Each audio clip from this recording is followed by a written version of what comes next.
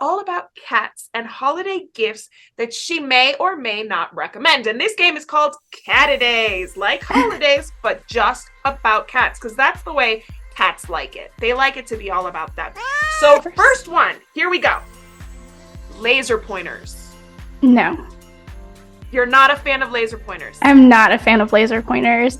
Most people use them the wrong way. And your cat, while they love chasing that little red dot, they need to be able to catch something at the end to really to get the gratification out of it and not become frustrated. So it really creates a lot of frustration with our cats. Agreed. If you watched my interview with the two crazy cat ladies, we talked about it from a very funny perspective. So I'll put the link over here if you want to check out that interview or that clip of that part of our conversation, because it had me rolling. So the second one I have for you is a self-propelled USB charged mouse. Yeah, I think that could work. I always prefer toys that you interact with your pets, but I think there are times where we need to have things on hand that, we just need 5 minutes. Like, give me a minute. Let me get my stuff in the door. Let me get settled or get dinner prepared, whatever it is. So that could totally work. Yes, and in that case, they'll be able to catch it, right? So if it's self-propelled, the cat will catch it. It's there. The cat gets its reward, which is catching its prey. And it seems like a really good idea. That was actually something that I wrote an article for one of the magazines that I write for.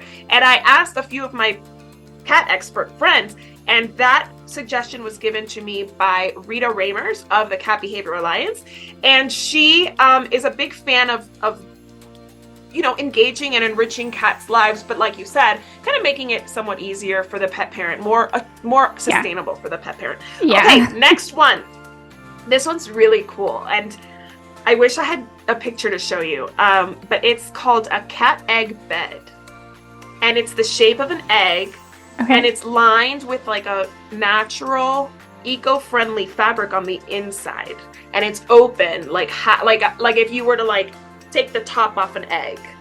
What do you think? Okay, so it's not enclosed. It is not enclosed. It's kind of like circular, and the tip on the side has cut off. And it, just so you know, it does retail for $90.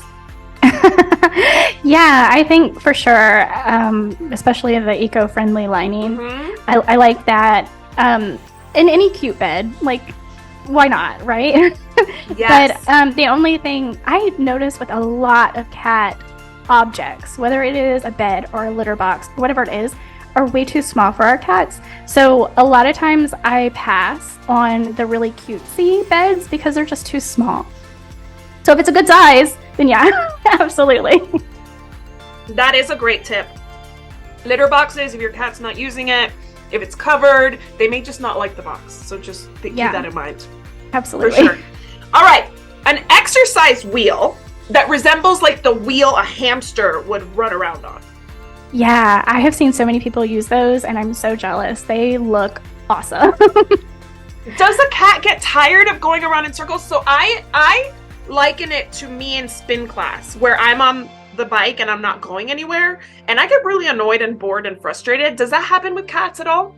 It can, yeah. I mean, it's not something to sit there and your cat's just going to jump on and jump off whenever they're like, I want to exercise. No, that's not going to happen, right? You're going to have to train them to use it using rewards, and they can enjoy it for short periods of time, but generally you're going to have some sort of reward, something they're trying to get at, and be involved with them. And no, they're not going to sit there for an hour on it, of course. But an hour like me at spin class, right? Exactly. Right. No, there's no cocktail at the end. Nothing good happens at the end, so nothing motivates me to go to spin class. But I guess if you are training them, they have a positive association. It helps them get a little exercise. It sounds like a win-win. Yeah, I like it. I mean, nothing can replace supervised outdoor time, but so many of us don't do that with our cats, and that, it can absolutely be a great way to add enrichment and exercise. Okay, so I'm glad you said that. A new carrier, backpack, or stroller for a cat. Oh, yeah. Yeah. I'm that crazy person that will put my pets in a stroller and walk down the street. I mean, they need fresh air. And I would, in the backyard, my backyard is fenced.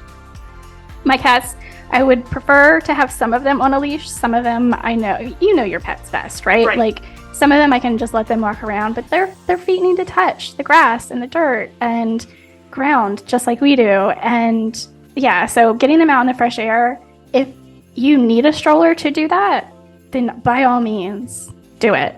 Especially with elderly. Yes, I used to think that like strollers were like a little extra and like baby wearers for pets were a little extra. And I'm like, now that I have older pets of my own and now that I have interviewed so many people, I see so many uses of them that at face value we don't think about. So I definitely think like a puppy who hasn't received enough of their vaccinations, but you need to socialize them, take them out to hear loud noises and get used to things. A stroller is a really safe place to do that. An elderly pet that has lost, control of their hindquarters, but is still living a happy life can be taken on a wagon or a stroller or a backpack. So yeah, I actually, the more I interview people and hear their stories, the more I'm like, okay, this isn't for crazy pet people. This is just like where we're headed because we are trying to meet our pets' needs, right? Absolutely. And yeah, I like the point about socialization in a puppy. You don't always have to get your dog, around other dogs for socialization, but you do need to get them used to noises and different touches. And I mean, get them into the veterinarian's office just to have them give your dog a treat or whatever. There's so many things. Get them used to the clippers. Like that's real socialization. Absolutely, and it will pay dividends in it later in life for sure.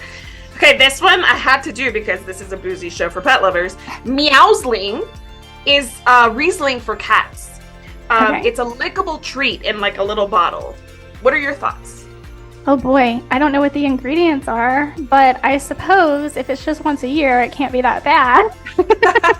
I did not look at the ingredients because I didn't want this to be a conversation about, ingredients. I wanted to keep it about gifts, but I agree with you. Like whenever I see these funky little like beer or wine for pets, I'm like, is it all sugar? Because like that's the last. I mean, it's the last thing we need. Yeah, I can't imagine what alcoholic beverages are. So, like, I'm sure our pets don't need that. Yeah, I can't imagine it would be sugar for cats because they don't taste. They don't really taste sugar. That's right. But it's got to be something that I mean, if it were just like a catnip tea, fish oil, or catnip tea. Okay. I don't want it dyed, so maybe if it's Riesling is a white wine, right? Yeah. Okay, so it could be like a catnip tea. That would be totally that would be cute. Yeah, like an herbal something, like even chamomile or something like that. Okay, that makes sense. I'd have to go back and look at the ingredients. All right, next one: a cat box, cardboard cat enclosure with a scratch pad in it. Yeah, those are really cute. Most of them that I've seen at least have multiple entrances, exits. So yeah, they're super cute and they give your cat an extra surface to scratch as long as it's big. Again, everything for cats is made so small. If they're too small, your cat's not going to use it. Exactly. But yeah, if it's big enough, then yeah, absolutely. It's cute. Those are more for us, right? Yes, exactly. It looks like a gingerbread house or whatever. But don't force your cats to get in it. Just open it up, maybe put a treat inside, let them explore it. The worst thing we can do is like grab our cats and shove them in a place, which we all have been guilty of at some point in our journey. But we are telling you that is not the best way. Do not. Absolutely. Under no circumstances. Exactly right. Okay, so this is an interesting one. A scratch tower, right? Think of like a not quite a cat tree, but a scratch tower that has like these built-in wand toys. So the cat is playing with the wand without human interaction. Yeah, there's totally room for that too. The wand toys, that is giving them something to attach onto. The only thing with that is that, if you can't remove them, that can be a problem because you want to rotate.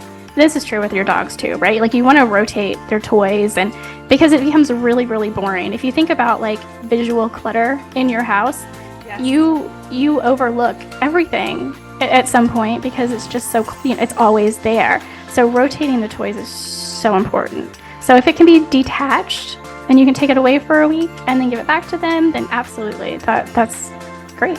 I love that idea of not just replacing it, but just removing it and bringing it back, easy as pie.